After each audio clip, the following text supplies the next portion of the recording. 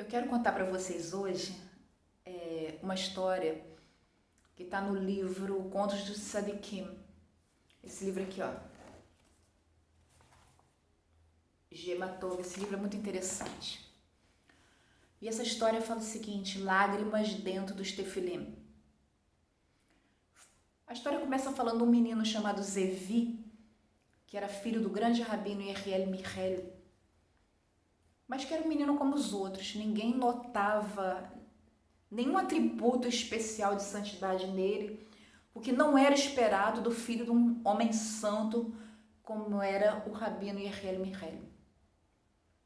E as pessoas se perguntavam, falavam: poxa, mas esse menino é um menino tão normal, não faz nada extraordinário, não se destaca nos estudos.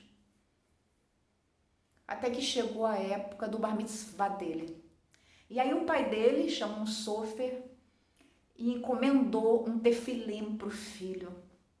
Só que o pai pediu que antes dele colocar o pergaminho dentro dos tefilim, que esse homem trouxesse tanto os pergaminhos como o tefilim e apresentasse a ele.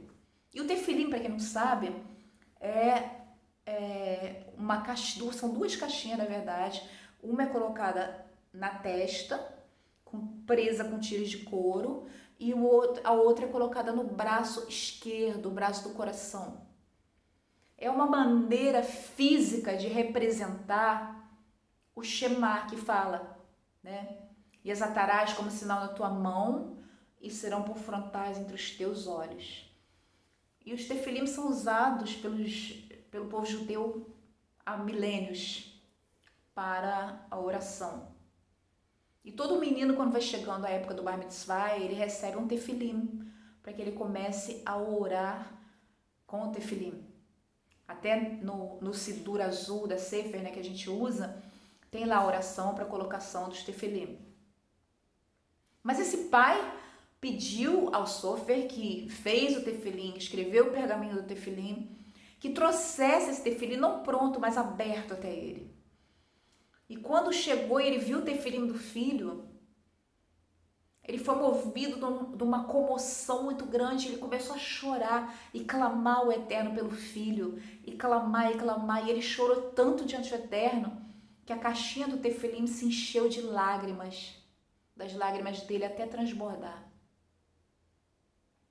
E quando a caixinha começou a transbordar, ele parou, ele tinha entregue o filho ao Eterno. E é interessante que a história conta, e é uma história que é verdadeira, que a partir do momento em que aquele menino colocou o tefilim pela primeira vez, ele foi tomado por uma sensação de devoção, de devekut, de apego ao Eterno enorme, uma sensação de santidade. E esse menino, que ninguém dizia que seria um tzadik, ele se tornou um dos maiores tzadikim da época dele, do tempo dele.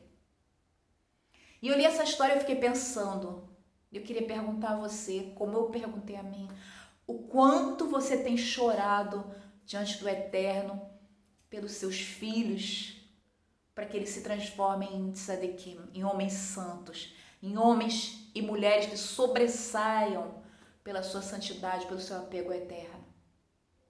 Esse pai chorou diante do Eterno, chorou diante do tefilim do filho, chorou diante do bar mitzvah do filho, que é o momento em que todo menino se transforma num adulto aos olhos dos céus. O quanto você tem chorado diante do Eterno para que seus filhos se transformem em tzadikim. E eu pergunto a você também, que pode ser que não tenha filhos físicos, mas que tem filhos espirituais, você que é um líder espiritual, o quanto você tem chorado diante do Eterno pelos seus filhos espirituais, para que eles se transformem em tzadikim. Que a gente possa realmente chorar diante do Eterno a cada dia, que a gente possa praticar diante do Eterno a hitbodedut, que é a oração do coração, que é a oração com emoção, com corpo, alma, espírito, porque o Eterno falou: buscar-me-eis e me encontrareis quando me buscardes de todo o coração. Vamos chorar diante do Eterno pelos nossos filhos. Não vamos ser omissos em oração, porque eles são responsabilidade nossa. E a oração e súplica com choro, oração e súplica de todo o coração, ela tem poder de transformar os decretos sobre as vidas deles, de transformar aquilo que é normal, regular. Aquele que vive uma vida totalmente normal, dissociada da santidade do Eterno. A nossa oração, o nosso choro, o nosso clamor diante do Eterno tem o poder de transformá-los em tzadikim. E que maior alegria há para nós do que ver nossos filhos se tornarem santos, separados diante do Eterno. Que nós possamos meditar sobre essa palavra, meditar sobre esse conto e praticar isso na nossa vida, na certeza de que a nossa oração, que o nosso clamor, que o nosso pranto vai ser respondido por aquele que nos ouve sempre. Shalom.